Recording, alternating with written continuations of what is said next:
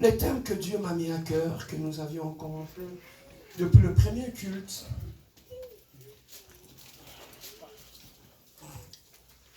nous l'avons intitulé « Ne leur donnez pas de repos ».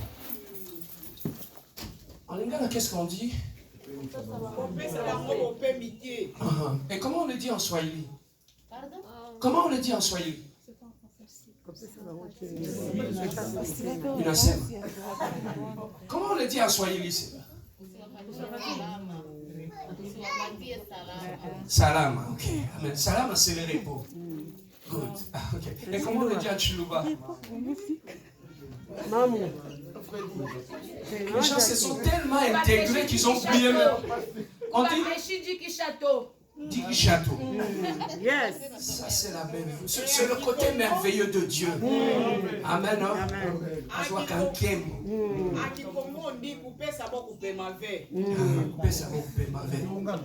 Et en québécois?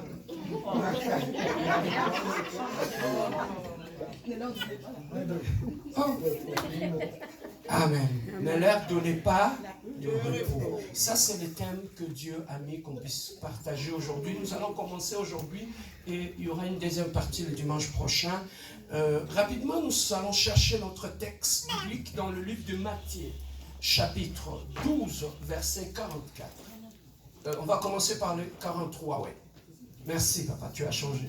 C'est bien. Matthieu, chapitre 12, verset 43.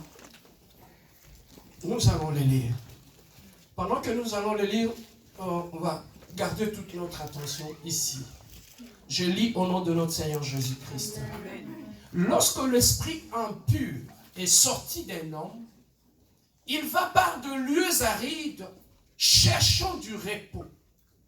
Et il n'en trouve point. Alors il dit, je retournerai dans ma maison d'où je suis sorti. Et quand il arrive, il la trouve vide. Il la trouve comment? Vide. Après, qu'est-ce qui va se passer? Il s'en va et il prend avec lui combien? 7 autres esprits plus méchants que lui. Ils entrent dans la maison, s'y établissent, et la dernière condition de cet homme est pire que la première. Il en sera de même pour cette génération méchante. Nous allons prier. Adonai, le Dieu glorieux, Seigneur, laisse que moi je puisse disparaître, que toi, celle qui est l'enseignant par excellence, que tu puisses parler à ton peuple. Tu as amené tout un chacun de nous en ce lieu. C'est parce que tu nous as mis à l'écart, tu voulais nous parler. Seigneur, nous sommes disposés à t'écouter. Donne en tout en chacun de nous un entendement de disciples. Seigneur, enlève l'orgueil dans nos cœurs. Seigneur, laisse que cette parole puisse trouver une place en nous, éternel Dieu de gloire. Que cette parole soit une sémence plantée dans nos cœurs et que cela puisse pousser et produire des fruits dignes des gens répandants, éternel. Seigneur, nous te laissons toutes choses. Nous arrêtons toutes sortes de distractions, divagations de pensées, fuites des mémoires. Nous nous éloignons de cet endroit. Seigneur, laisse que toi seul puisses nous parler dans le nom glorieux et merveilleux de notre Seigneur Jésus-Christ. Et nous disons Amen. Amen. Oui, nous allons prendre nos Bibles et nos blocs-notes et nous allons noter ce que Dieu va nous dire. Comme nous le disons toujours, nous venons dans la maison de l'Éternel pour connaître ce voie, afin de lui être agréable. Donc, pour être agréable à Dieu, tu dois connaître les voies de l'Éternel. Nous n'allons pas seulement à l'église que danser ou chanter, mais nous allons aussi à la maison de l'Éternel. C'est pour connaître le voie de Dieu, pour être agréable. Amen. Et connaître aussi la volonté de Dieu pour notre vie. Alors, voilà pourquoi nous allons commencer ce thème. Il y a un élément qui est très très important.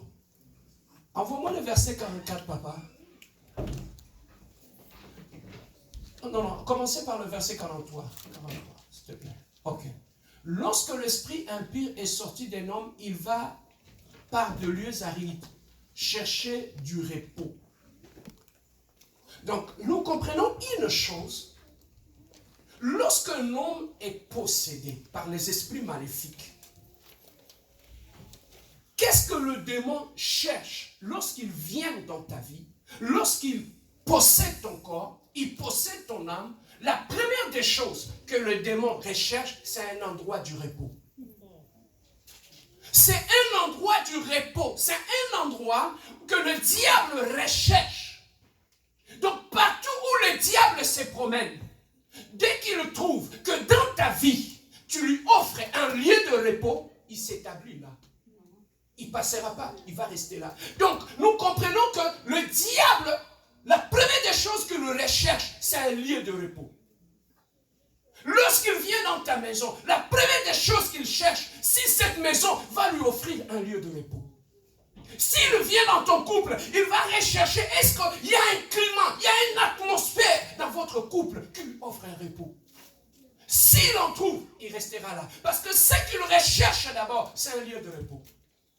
Que ce soit Dieu, que ce soit les hommes, que ce soit le diable, tous recherchent un lieu de repos. C'est que j'ai compris que toute créature de Dieu, la chose la plus importante dans la vie sur cette terre, que ce soit dans le monde spirituel, c'est le repos. Le repos est un élément très important que le diable recherche, que Dieu recherche, que les enfants de Dieu recherchent, que l'homme recherche. Je peux avancer? Amen. Voilà pourquoi je vais ouvrir rapidement une parenthèse. Pour m'adresser à nos sœurs, vous qui êtes là à l'église de la compassion.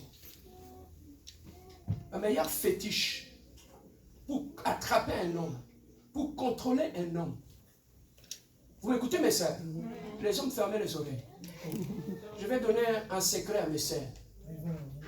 Le merveilleux secret, si tu veux contrôler un homme, si tu veux posséder le cœur d'un homme, il faut lui offrir un lieu de repos. Lorsqu'il entre dans ta vie, un homme qui trouve du repos dans ta vie, cet homme ne passera pas, il va rester. Amen.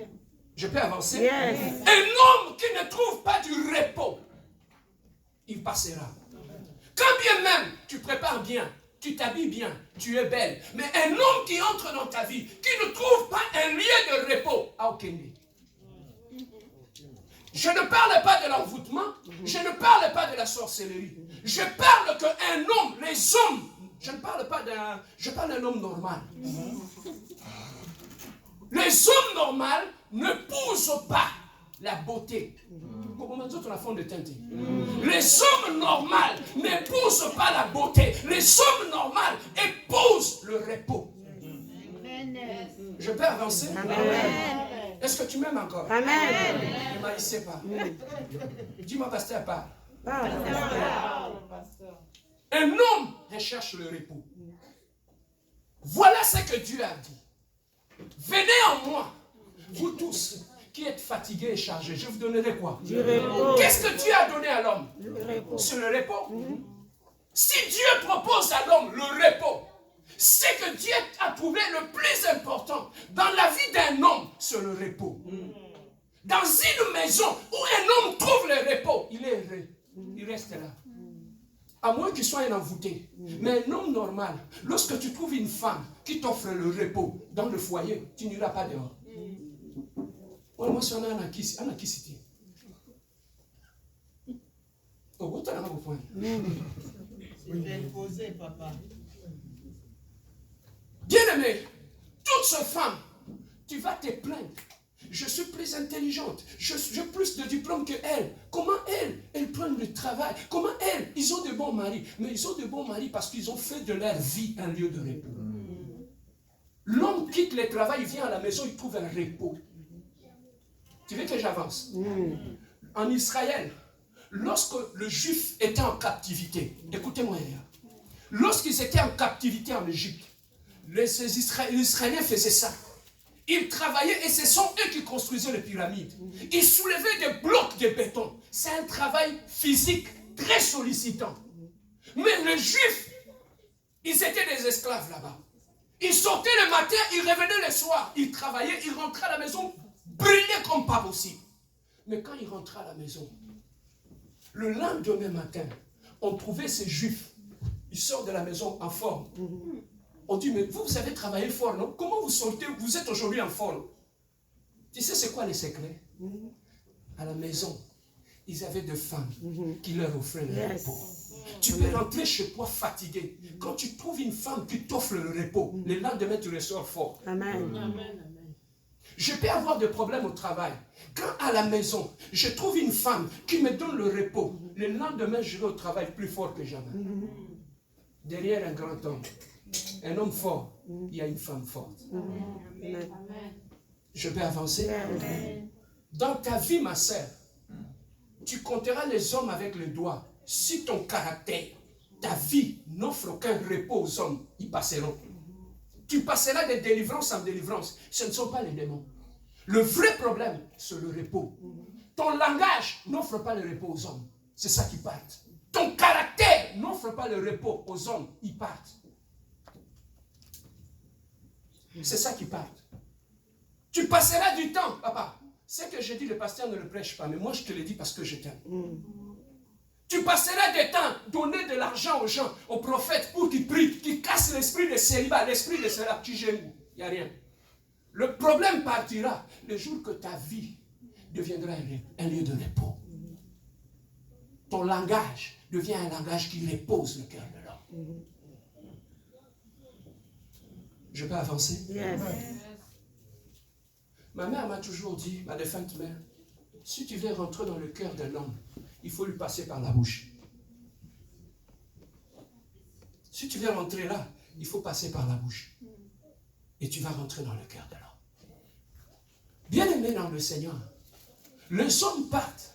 Ce n'est pas toujours un lien de famille. C'est parce que ta vie n'est pas un lieu de repos. Les hommes, suivez-moi mes soeurs, les hommes ambitieux, les hommes intelligents, ils savent où est-ce qu'ils vont chercher leur femme s'ils veulent se marier. S'ils ont besoin de faire des aventures, ils savent où est-ce qu'ils vont aller chercher leur femme. Mais maintenant, regarde ta vie. Est-ce que ta vie est un lieu de repos? Pourquoi les hommes recherchent un lieu de repos? Parce que l'homme, lorsqu'il entre dans ta vie, lorsqu'il cherche une femme, il cherche une femme pour bâtir une famille. Alors là où il faut bâtir, ça prend une vision, ça prend un plan, ça prend un mental qui est calme pour bien planifier et bien réfléchir. Mais lorsque tu trouves une femme qui ne t'offre pas le repos, tu ne planifieras rien.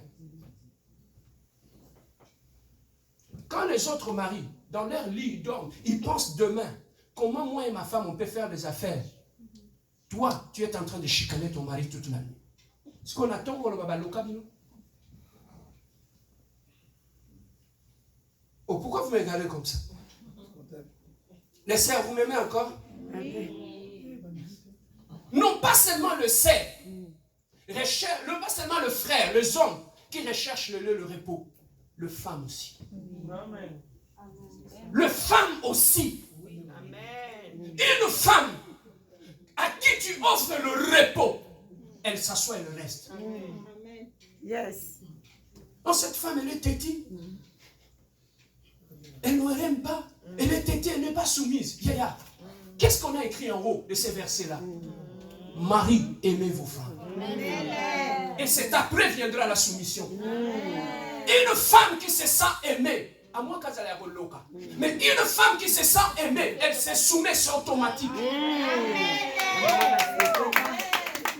La femme, c'est comme une terre. Tout ce que tu sèmes dessus, il le reproduit. Lorsque tu sèmes la confusion, les insultes, les injures, l'humiliation dans la vie de ta femme, c'est le sens à bien. Bien aimé dans le Seigneur, les femmes, les hommes, recherchent aussi des hommes qui leur offrent le repos. Il y a aussi des hommes qui sont comme envoûtés. Ils n'ont aucun projet dans leur vie, ils n'ont aucune vision, ils viennent toujours olé olé. Quand ils se réveillent le matin, c'est toujours allô. Il y a un sous-sol à Grégoire. À la Binini.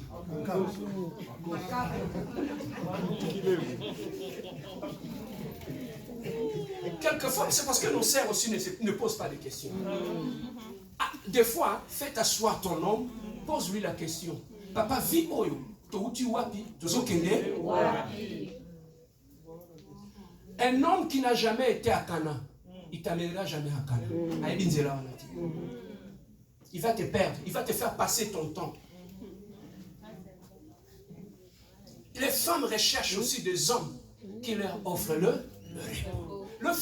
Une femme normale ne recherche pas un homme qui a de l'argent. Non. Il recherche un homme qui lui offre le repos. Regarde, je vis des hommes. Moi, j'ai passé mon temps à l'internat. Je vis des hommes dans le bas Congo, dans le fin fond là-bas au Congo central. Je vis des hommes. Son mari, c'est un cultivateur. Mais lorsque tu regardes cette femme, elle est rayonnante de joie. Je dis, mais cette femme, maman, passe la voiture, tu mets là, elle a fait l'eau. Mais comment elle est joyeuse comme ça? Quand tu regardes l'homme, il appelle ma princesse, yes. Ma reine. Amen. Il y aura papa tout l'excès de délivrance.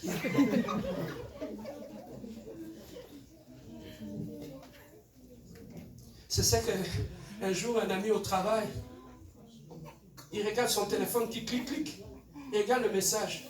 Sa femme lui écrit, bébé, je t'aime. Je sais pas qui l'a écrit. Là, il rappelle sa femme. Qu'est-ce que tu as fait? Qu'est-ce que tu as fait? Dis-moi, va directement devant lui. Je dis, mais c'est quoi? Non, Azara l'a dit dans le bas, je t'aime. C'est pas celle-là, le but, je t'aime, c'est Kabel ici. Il y a des couples qui sont comme ça. Yozo, c'est que ça fait combien de temps qu'on t'a dit je t'aime?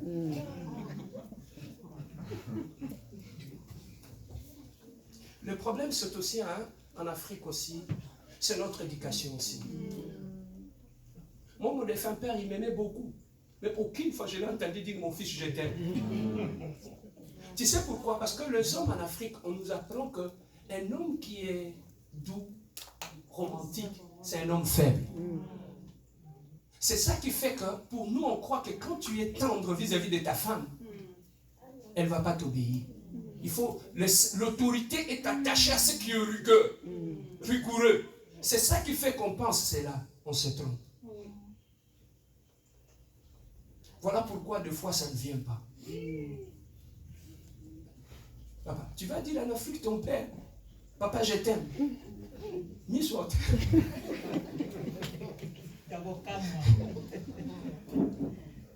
Amen, hein? Amen.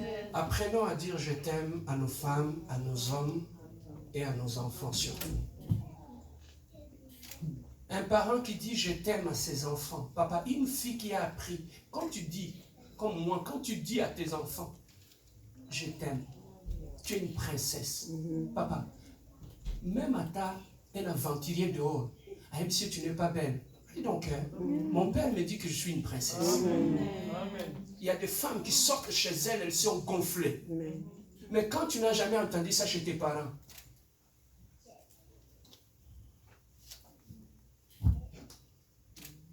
ça devient un problème. Nous sommes en train de parler du repos. Le diable recherche un lieu de repos. Dieu offre à l'homme un lieu de repos. Donc, bien aimé, si tu veux être une bénédiction, si tu veux que ta vie soit une bénédiction, sois un repos pour les autres.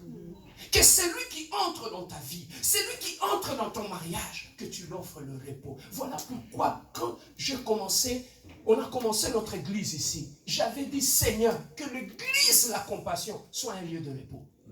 Que tout celui qui entrera dans cette église trouve le repos. Que ce ne soit pas une église où il y a des chichis, je ne voulais pas ça. Je voulais que quand on entre dans cette église, tu trouves une famille. Je voulais que quand l'église finit, les gens se salissent. Bonjour ma soeur, que Dieu te bénisse, je t'aime. Bonjour mon frère, tu es bien habillé. Bonjour, c'est cette église que je vais. Pour cette église ici. Je ne veux pas une église qui gonfle dans son coin, qui se croit où quand le culte est fini, il sort rapide. Papa, regardez très bien. Les gens qui se plaignent dans l'église, non, il n'y a pas d'assistance, moi on ne m'assiste pas. Regardez très bien, ce sont les gens qui n'assistent personne. T'as la bien. Quand il y a un problème, moi je vis ça. Quand il y a un problème dans l'église, ces gens-là, ils n'appellent même pas pasteur. Le frère qui gagne, il y a un problème. Comment on peut l'assister? Ils n'appellent pas, mais ils sont champions dans l'église. On assiste personne. Mais toi, tu assistes qui? Dans l'église, pasteur, il n'y a pas d'amour. Mais toi, tu aimes qui dans l'église? Quand le culte est fini, au milieu, Tu ne penses même pas qu'il y a un frère, il y a une soeur que je vais prendre avec ma voiture et déposer au métro. Et ensuite, tu vas nous dire qu'il y a l'amour dans cette église. Je peux avancer?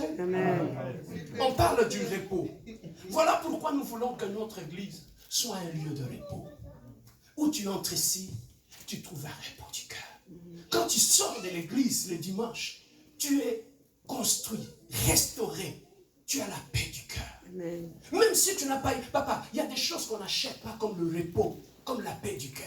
Ce n'est que dans la présence de Dieu qu'on peut l'avoir. Alors quand nous venons ici dans la présence de Dieu, papa, tu as surtout le repos. Amen, hein? Amen. Alors le diable recherche le repos. Mais maintenant, quand il vient dans ta vie, il s'installe. Il trouve un endroit qui lui offre le repos. Qu'est-ce que le diable fait? La première des choses, il construit ce que nous appelons une forteresse. Une forteresse, j'ai demandé à M. Larousse de m'expliquer un peu ça veut dire quoi. Larousse m'a dit ceci. Une forteresse, c'est un lieu fortifié pour défendre un territoire, un pays, et afin de résister contre les attaques extérieures. Bien aimé, dans les temps antiques, vous allez trouver que pour se protéger de villes, construisaient une sorte de muraille tout autour de la ville. Et ce sont des murailles fortifiées pour protéger la ville contre toutes sortes d'intrusions ou d'attaques la nuit. Alors qu'est-ce qu'ils faisaient? Ils mettaient des sentinelles sur le haut lieu qui regardaient pour observer, guetter, pour voir s'il y a des ennemis qui arrivent. Donc ils construisaient des murailles tout autour de la ville pour protéger la ville. Donc personne ne peut entrer à la ville, ils contrôlaient les entrées et les sorties de la ville. Alors qu'est-ce que le diable fait? Le diable, lorsqu'il vient dans ta vie, lorsqu'il s'installe dans ta vie, la première des choses qu'il recherche, s'il trouve le repos, la première des choses pour rester longtemps là, il va construire ce que nous appelons une forteresse. Il va se barricader dans les forteresses afin que personne ne soit en mesure de le faire quitter ces lieux-là. Le diable, quand il s'installe dans ton couple, il ne vient pas comme passager. Il ne fera pas de ta vie un hôtel, mais il fera de ta vie une maison. Comme il a dit, nous allons rentrer. Il entre dans la maison. S'y établissent. Donc il entre dans la maison pour s'établir. Alors pour s'établir, il doit trouver un repos. Et quand il trouve le repos, il construit la forteresse tout autour. Mais maintenant, pasteur, la forteresse, c'est quoi? Comment le diable arrive à bâtir de forteresses dans lesquelles il se barricade pour rester dans notre vie? Matthieu chapitre 16, versets 21 à 23. Matthieu 16. Je lis au nom de notre Seigneur Jésus-Christ. Dès lors que Jésus commença à faire connaître à ses disciples qu'il fallait qu'il aille à Jérusalem, qu'il souffrit beaucoup de la part des anciens, des principaux sacrificateurs et de scribes, qu'il fut mis à mort et qu'il ressuscita le 3e jour. Pierre, l'ayant pris à part, s'est mis à le reprendre et dit: à Dieu le plaît, Seigneur, cela ne t'arrivera pas. Et Jésus lui a répondu. Mais Jésus se retourna et dit à Pierre: arrière de moi, Satan. Tu mets en un scandale, car tes pensées ne sont pas les pensées de Dieu, mais celles des hommes. Car tes pensées ne sont pas les pensées de Dieu, mais ce sont les pensées des hommes. La première forteresse que le diable construit dans la vie de l'homme lorsqu'il s'installe, il construit un système de pensée. Ici, lorsque Jésus-Christ, son temps est arrivé, il voulait partir. Et qu'est-ce qui est arrivé? Il a commencé à expliquer à ses disciples: je vais rentrer à Jérusalem, c'est là que le scribe, tout ce monde-là vont m'attraper, vont m'humilier, vont me tuer et tout et tout. Simon-Pierre dit: ah, maître, il y a une chose que j'ai beaucoup aimée. Rentre au verset 22, papa. Pierre l'ayant pris à part, s'est mis à le reprendre et dit, à Dieu le plaise, Seigneur, cela ne t'arrivera pas. Donc, quand Jésus parlait devant tout le monde, qu'est-ce qui s'est passé? Pierre a pris Jésus en aparté. Donc, il a pris Jésus, il l'a amené dans un coin, juste le 2. Il a commencé à le reprendre. Le reprendre ici en français, ça sonne bien. Alingala bali au gang de la Yesu. Pierre a mené un panzi, il a commencé à lui crier, à le reprendre. Et qu'est-ce qu'il lui a dit? L'ayant pris à part, s'est mis à le reprendre et dit, à Dieu le plaise. Seigneur, cela ne t'arrivera pas. Donc Pierre a dit, cela ne t'arrivera pas. Bien-aimé, la réaction de Pierre, c'est une réaction qui est normale. Quand tu as ton maître, celui qui vous... Tu l'as vu guérir des malades.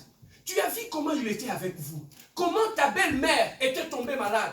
On a tout arrêté. Avec Jésus, ils sont allés jusque chez la belle-mère de Pierre pour prier pour elle. Ça, ce n'est pas une preuve d'amour. Ils ont commencé à aimer Jésus. Ils l'aimaient tellement. Ils ne voulaient pas le quitter. Ils aimaient ce qu'il leur disait. Ils aimaient comment il était avec eux. Et à un moment donné, la même personne vous dit non, je vais mourir. Je ne serai plus avec vous. Même toi-même, tu es là. Comment va être ta réaction? Est-ce que tu vas le laisser faire? Tu vas l'empêcher, n'est-ce pas? Alors, ça c'est un raisonnement qui est tout à fait humainement normal. C'est une réaction qui est normale. Mais la Bible nous dit, derrière cette réaction normale, cette façon de voir les choses qui était normale, le diable était caché derrière. Voilà pourquoi Jésus se retourna et dit à Pierre, arrière de moi, hein, Satan. Donc, bien aimé dans le Seigneur, derrière une bonne idée, un système de pensée qui peut être normal pour les hommes, le diable peut se cacher. Donc qu'est-ce que le diable fait? Parmi les forteresses qu'il va construire pour ne pas partir, il va construire ce que j'appelle un système de pensée. Ce système de pensée-là fera en sorte qu'il va rester là. Le système de pensée, ça veut dire qu'il va installer en toi un logiciel, un programme qui va te pousser à voir les choses comme lui le voit. Quand Pierre disait à Jésus ces choses-là, il n'était pas tombé en transe. Hein. Non, il était normal. Il parlait normalement. Mais le diable était là. Donc, bien aimé dans le Seigneur, lorsque le diable s'installe dans notre vie, la première des choses qu'il installe, c'est un système de pensée. Et c'est ce système-là qui fera en sorte que tu prendras des décisions par rapport à ce système de pensée. Par rapport à cette façon de voir les choses, par rapport à cette façon de réagir. Donc, lui, il s'installe et c'est lui qui commence à contrôler tes émotions et tes pensées. Voilà pourquoi, bien-aimé dans le Seigneur, tu peux trouver d'autres personnes, ils te disent que, pasteur, moi, tel que je suis, prenez-moi comme ça. Si vous ne voulez pas, tu passes. Donc, le diable fait pour détruire ta vie. Il peut installer un mauvais caractère. Et c'est ce mauvais caractère-là qui fera en sorte que partout où tu iras, on va te rejeter. Le diable peut installer en toi un mauvais caractère. Lorsque tu iras au travail, on te rejette. Un homme qui te demande un mariage, on te rejette. Tu demandes la main d'une fille, il refuse. Pourquoi? Parce que le diable est caché derrière un caractère. Derrière le caractère, le diable peut se cacher. Il installe un caractère, un mauvais caractère, et il s'installe. C'est ça qu'on appelle des forteresses. Et les forteresses qu'il installe, ça va te donner le prétexte de justifier la présence du diable dans ta vie. Je peux avancer? Le système de pensée te donne un langage. C'est quoi le langage? Tu peux trouver, il y a beaucoup de gens aujourd'hui qui disent, nous les diabétiques, nous les hypertendus, qui t'a dit que tu es diabétique? C'est le système de pensée qu'on a installé en toi, qui fait en sorte que tu vas justifier la maladie que le diable a mis dans ta vie. Et tu peux trouver d'autres personnes qui vont même donner des explications. Papa, une personne qui est possédée par un esprit maléfique trouvera des raisons pour justifier le mal qu'il fait. On trouve des femmes ici. Nous sommes une génération de femmes développées. Nous sommes des femmes instruites, éduquées. Une femme m'a dit, pasteur, nos mamans en Afrique Nous ne sommes pas en Afrique ici, hein, pasteur. Nos mamans en Afrique, c'est parce qu'elles n'avaient pas beaucoup d'éducation. Nos mamans en Afrique, ils ne savaient rien, ils dépendaient de nos papas. C'est ça qui se faisait exploiter, écraser comme des esclaves. On dit, ah, maman, bateau va me dire 9 mois dans le boum. Aziki m'a beaucoup pour la la biso. Ou bien il est très. Pour tuer comme ça, on pose la question à une jeune fille ici. C'est quoi la femme modèle, la femme référence? Je sais pas moi. Je trouve que c'est Hillary Clinton. Ah! Nous faisons que ça va connaître 5 ans. Ah, c'est loti.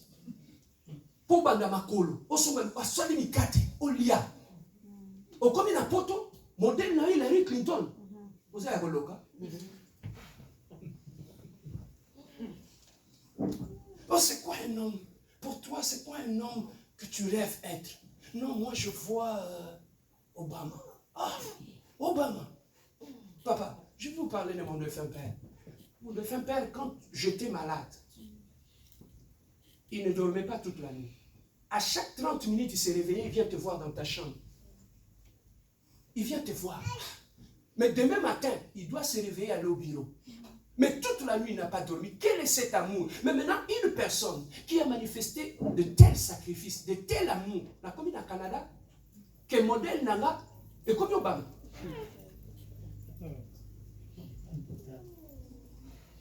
Je peux avancer? Papa, moi, pour moi, dans ma vie, le zéro de ma vie, ce sont mes parents. Ils sont irremplaçables. S'il faut construire un monument, je construirai pour mes parents. Parce que c'est la plus bonne bénédiction que j'ai eue des dieux. Ils ne m'ont pas choisi. Ils m'ont aimé tel que j'étais. Papa, muto ya pona yo te. Alinga yo. Yo pona ye. C'est ce que je disais tout le temps. Tu peux toucher à mes sœurs, à mes frères. Aussi ma parenté. C'est sacré. Oui, mais je vais vous dire une chose. Beaucoup de femmes sont allées dans leur mariage par manque de sagesse. Ils sont tombés dans la malédiction. Pourquoi? Parce qu'ils ont commencé à insulter celui qui a porté ton mari dans son sein pendant 9 mois.